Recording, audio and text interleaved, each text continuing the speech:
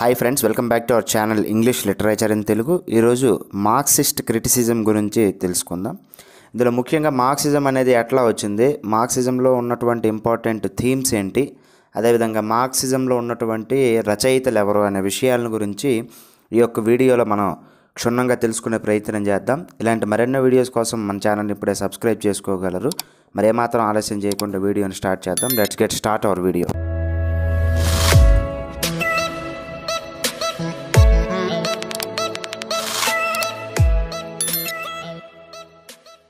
క్రిటిసిజాన్ని మనం అర్థం చేసుకోవాలంటే ముందుగా కార్ల్ మార్క్స్ యొక్క జీవిత విధానాలని లేదా ఆయన ఫాలో అయినటువంటి అంశాల గురించి మనం అర్థం చేసుకోవాలి. కార్ల్ మార్క్స్ అలాగే ఫ్రెడరిక్ ఏంజెల్స్ వీళ్ళిద్దరూ కూడా కమ్యూనిస్ట్ మేనిఫెస్టో అని మార్క్సిజానికి సంబంధించినటువంటి ఒక బైబిల్ లాంటిది లేదా డిక్షనరీ లాంటిది డెవలప్ చేస్తారు. అందులో మార్క్సిజం తాలూకు ముఖ్యమైనటువంటి ఉద్దేశం ఏంటంటే, ధనవంతుడు పేదవాడు ఉంటే ధనవంతుడి దగ్గర ఉన్న డబ్బు తీసుకొచ్చి పేదవాడికి సర్క్యులేట్ చేసి, ధనవంతుడు పేదవాడు అనే ఒక దీన్ని తీసుకురాకుండా అందరూ సమానమే, ప్రజలందరూ సమానమే అనే ఒక కాన్సెప్ట్ని డెవలప్ చేయటమే మార్క్సిజం తాలూకు ముఖ్యమైనటువంటి ఉద్దేశం. ఇక ఆయన లైఫ్లో ఉన్నటువంటి చాలా అంశాలను కూడా ఆయన కమ్యూనిస్ట్ మేనిఫెస్టోలో పెట్టడం జరుగుతుంది. డబ్బులు ఏ విధంగా డిక్టేటర్స్ చేతుల్లోకి వెళ్ళిపోతున్నాయా రష్యన్ సొసైటీలో అనే అంశాలపైన ఆయన ఎక్కువగా అధ్యయనం చేసి ఆ మార్క్సిస్ట్ బుక్ని రెడీ చేశారు. తర్వాత చాలా బుక్స్ వచ్చాక మార్క్సిజం ద్వారా ఇన్ఫ్లుయెన్స్ అయ్యి చాలామంది కమ్యూనిజం అనే ఒక కాన్సెప్ట్ని కూడా తీసుకురావడం జరిగింది.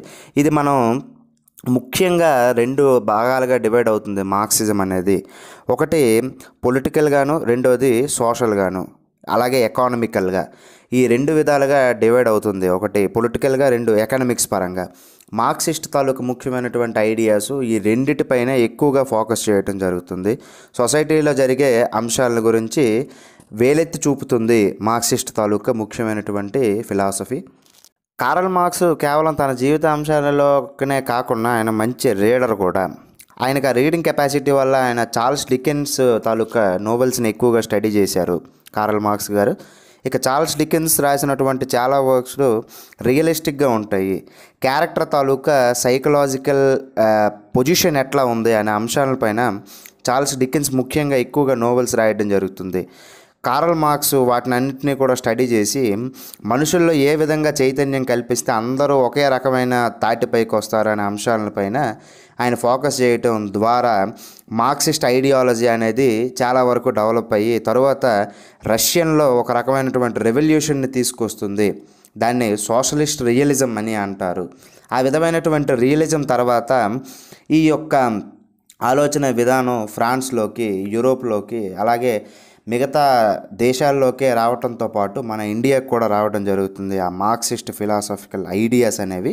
ఇక మార్క్సిస్ట్ ఐడియాస్ని మనం పొలిటికల్ బేస్లో మాట్లాడాల్సిన అవసరం లేదు. మనది లిటరరీ ఛానల్, అలాగే లిటరేచర్కి ఉపయోగపడే అంశాల గురించి మార్క్సిస్ట్ విధానంలో ఎలా మారిందా అనే అంశాలని మనం మున్ముందు ఈ యొక్క వీడియోలో డిస్కస్ చేద్దాం. మార్క్సిస్ట్ రచనల ద్వారా ఇన్ఫ్లుయెన్స్ అయినటువంటి రచయితల్లో జార్జ్ లూకాచ్, అలాగే యాంటోనియో గ్రామ్సీ, అలాగే ఫ్రెడరిక్ జేమ్సన్, లూయిస్ అల్దూజర్ వీళ్ళంతా కూడా ప్రముఖమైనటువంటి రచయితలు. అలాగే టెర్రీ ఈగిల్టన్ అనే ఆయన కూడా మార్క్సిస్ట్ ఫిలాసఫీని చాలా వరకు ముందుకు తీసుకెళ్ళటం జరుగుతుంది. వీళ్ళ ఐడియాస్ ఏంటి, వీళ్ళ వర్క్స్ ఏంటి అనే విషయాల్ని ముందు డిస్కస్ చేద్దాం. అసలు మార్క్సిస్ట్ అంటే ఏంటి అనే అంశాన్ని కాస్త చూస్తే, రామన్ షెల్డన్ అనే ఆయన the theory of the class nature of art is complex one.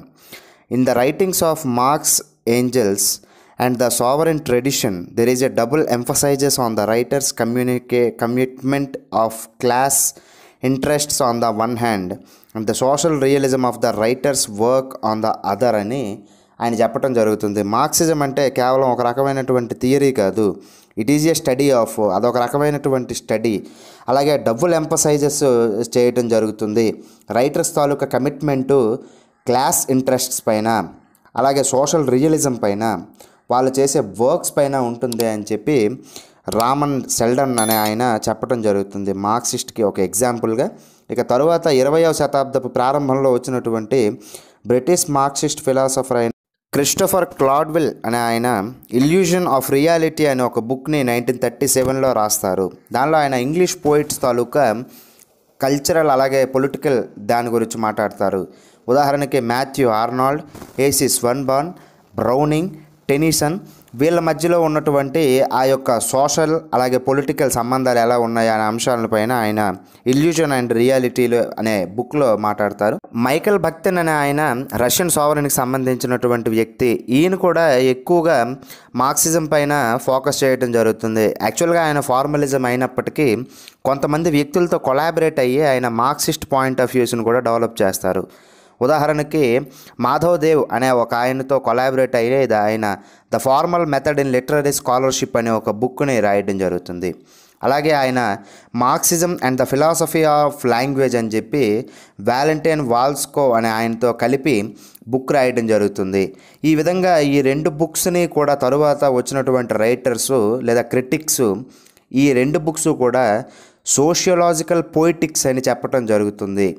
అంత ఫేమస్ అయినటువంటి బుక్స్ ఇవి, the formal method in literary scholarship అలాగే Marxism and the philosophy of language. ఈ రెండు బుక్స్ని సోషియోలాజికల్ పోయిటిక్స్ అని చెప్పడం జరుగుతుంది. ఈ యొక్క మార్క్సిస్ట్ మూమెంట్ అనేది రష్యాలో ఎక్కువగా ఉండలేకపోయింది లేదా సక్సెస్ఫుల్ అవ్వలేకపోయింది. దానికి కారణం ఏంటంటే స్టాలిన్ తాలూకా అకుంఠిత పరిపాలన వల్ల ఈ యొక్క మార్క్సిస్ట్ ఐడియాలజీ అనేది ఫుల్గా సక్సెస్ అవ్వలేకపోయింది. తర్వాత వచ్చినటువంటి క్రిటిక్స్లో ప్రముఖమైనటువంటి రచయిత జార్జ్ లుకాచ్ అనే ఆయన. ఈయన వర్క్స్ ఎక్కువగా కూడా రియలిజం పైన ఫోకస్ చేయడం జరుగుతుంది. 19వ సెంచరీలో వచ్చినటువంటి చాలా రియలిస్టిక్ వర్క్స్కి ఆయన ఒక రకంగా మేనిఫెస్టోగా ఉంటాడు ఈ యొక్క మార్క్సిస్ట్ వ్యూస్ని అందించడానికి. అందుకు రోజర్ వెబ్స్టర్ అనే ఆయన ఈయన్ని for Lukacs as most Marxist critic of his time అంటారు. అంటే ఆ సమయాల్లో వచ్చినటువంటి రచయితల్లో ఆయన ప్రముఖమైనటువంటి మార్క్సిస్ట్ క్రిటిక్ అంటారు. ఇక లుకాచ్ రాసినటువంటి థియరీని తర్వాత పోస్ట్ స్ట్రక్చరలిస్టులు లేదా రీకన్స్ట్రక్షనిస్టులు ఈ యొక్క లుకాచ్ని మార్క్సిస్ట్ ముందు లుకాచ్ అలాగే మార్క్సిస్ట్ తర్వాత లుకాచ్గా పిలువబడటం జరుగుతుంది. ఆయన రాసినటువంటి వర్క్స్లో ఆ డీవియేషన్ కనపడుతుంది. మార్క్సిస్ట్కి రాకముందు ఆయన ఐడియాలజీ ఎలా ఉంది, మార్క్సిజం డెవలప్ చేసుకున్నాక ఆయన ఐడియా ఎలా ఉంది అనే అంశాలని ఆయన రియలిజం అనే దానిలో మాట్లాడతారు. ఆయన థియరీ ఆఫ్ నోవెల్ అనే బుక్ రాస్తారు. ఆ బుక్ని తర్వాత చాలామంది డీకన్స్ట్రక్షనిస్టులు డీకన్స్ట్రక్ట్ చేయడం జరుగుతుంది. అలాగే రాల్ఫ్ ఫాక్స్ అనే ఆయన the novel and the people అని 1937లో ఒక బుక్ని రాస్తారు. అది ఒక నిజమైనటువంటి లేదా మాన్యుమెంటల్ టెక్స్ట్గా పిలువబడుతుంది. The novel and the people అనేది ఇంగ్లీష్ మార్క్సిస్ట్ క్రిటిక్స్కి అదొక మొమెంటోగా పిలువబడటం జరుగుతుంది. తర్వాత లుకాచ్ కాన్సెప్ట్ అంత ఈజీగా ఉండదు. ఒక రిప్రజెంటేషన్ ఆఫ్ క్యారెక్టర్స్ని ఇన్వాల్వ్ చేసిద్ది, అలాగే ఆబ్జెక్టివ్స్ని అనాలిసిస్ చేయడానికి, అలాగే క్యారెక్టర్ తాలూకా ఇంప్రెషన్స్ని లేదా సైకలాజికల్ వ్యూస్ని ఎక్స్పీరియన్స్ చేయడానికి లుకాచ్ రాసినటువంటి ద థియరీ ఆఫ్ నోవెల్ ఒక మాన్యుమెంటల్ టెక్స్ట్లుగా పిలువబడటం జరుగుతుంది. ఏదేమైనప్పటికీ మార్క్సిస్ట్ క్రిటిక్స్ తమ యొక్క ఎక్స్ప్లెనేషన్స్ని ఎక్కువగా ఎక్స్పెరిమెంట్ చేయడానికి అవకాశాన్ని ఇచ్చారు. అందువల్ల మార్క్సిజం అనేది చాలా వరకు డెవలప్ అవ్వటం జరుగుతుంది. 1930 తర్వాత ఈ లిటరరీ మార్క్సిజం అనేది ఎక్కువగా డెవలప్ అవుతుంది సోషియో పొలిటికల్ కల్చరల్ బ్యాక్గ్రౌండ్స్లోని. ఆ విధంగా డెవలప్ అయినప్పుడు యూరోప్ డ్రామటిస్ట్ అయిన బెర్టోల్ట్ బ్రెక్ట్ అనే ఈయన కూడా డీఫెమిలియరైజేషన్ అనే కాన్సెప్ట్ని డెవలప్ చేసుకుని తరువాత ఆయన తన యొక్క వర్క్స్లో రియలిజం అనే టెక్నిక్ని వాడి చాలా వర్క్స్లో అనాలిసిస్ చేయడం జరుగుతుంది బెర్టోల్ట్ బ్రెక్ట్ అనే ఆయన. తర్వాత జర్మన్ క్రిటిక్ అయిన వాల్టర్ బెంజమిన్ అనే ఆయన కూడా ఈ యొక్క బెర్టోల్ట్ బ్రెక్ట్ తాలూకా అంశాలని ఆయన ఫుల్గా అనాలిసిస్ చేసి మార్క్సిస్ట్ పాయింట్ ఆఫ్ వ్యూలో ఆయన వ్యూస్ని అందించడం జరుగుతుంది వాల్టర్ బెంజమిన్ అనే ఆయన జర్మన్ క్రిటిక్. ఇక తరువాత వచ్చినటువంటి ఫ్రాంక్ఫర్ట్ స్కూల్లో ఉన్నటువంటి కొంతమంది రచయితలు కూడా చాలా వరకు ఈ యొక్క మార్క్సిస్ట్ ఐడియాస్ని మార్క్సిస్ట్ అనాలిసిస్ని డెవలప్ చేయడం జరుగుతుంది. ఉదాహరణకు ఫ్రాంక్ఫర్ట్ స్కూల్లో ఉన్నటువంటి థియోడర్ అడార్నో, అలాగే మార్క్స్ హాక్హైమర్, అలాగే హెర్బర్ట్, వీళ్ళందరూ కూడా తరువాత వచ్చినటువంటి మార్క్సిస్ట్ ఐడియాస్ని డెవలప్ చేయడం జరుగుతుంది. ఇక కార్ల్ మార్క్స్ డెవలప్ చేసినటువంటి ఐడియాస్ తర్వాత ఆ స్థాయిలో అనాలిసిస్ చేసినటువంటి వ్యక్తి లేదా అవసరమైనటువంటి వ్యక్తి లేదా ఆలోచించాల్సిన వ్యక్తి ఎవరంటే యాంటోనియో గ్రామ్సీ. ఈయన హెజమనీ అనే ఒక కాన్సెప్ట్ని తీసుకొస్తారు.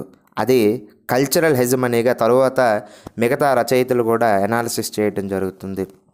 ఆయన చాలా వరకు ట్రెడిషనల్ మార్క్సిస్ట్ వ్యూస్కి ఎగెనెస్ట్గా ఉంటాడు యాంటోనియో గ్రామ్సీ అనే ఆయన. అలాగే ఆయన ఒక రకమైనటువంటి థియరీని ఇస్తాడు, అదే హెజమనీ. ఆ హెజమనీ అనే దాన్ని అనాలిసిస్ చేసి మార్క్సిస్ట్ పాయింట్ ఆఫ్ వ్యూలో అలాగే మార్క్సిస్ట్ ఐడియాలజీని డెవలప్ చేస్తారు యాంటోనియో గ్రామ్సీ అనే ఆయన. తరువాత లూయిస్ ఎల్దూజర్ అనే ఈయన కూడా ఎక్కువగా మార్క్సిస్ట్ ఫిలాసఫీని డెవలప్ చేయడానికి ఉపయోగపడుతుంది. ఆయన ఎక్కువగా వాడినటువంటి థీమ్స్ ఏంటంటే లీగల్గా అలాగే రిలీజియస్, ఎడ్యుకేషనల్ అండ్ కల్చరల్కి సంబంధించినటువంటి అంశాలను పైన ఆయన ఎక్కువగా ఫోకస్ చేసి ఐడియాలజికల్ స్టేట్ అపారటిస్ అని ఆయన చెప్పడం జరుగుతుంది. ఈ legal, religious, educational and cultural సిస్టమ్ని ఆయన తన యొక్క వర్క్స్లో మాట్లాడతారు. ఆయన రాసినటువంటి ఇంపార్టెంట్ వర్క్స్లో Lenin and philosophy and other essays అనే ఒక వర్క్ అని రాస్తారు. ఆ వర్క్ అనేది చాలా ఇంపాక్ట్ చూపెడుతుంది. క్రిటికల్ థింకింగ్ అనేది ఎలా చేయాలి అనే అంశాలపైన ఈ యొక్క వర్క్ చాలా వరకు ఉపయోగపడుతుంది.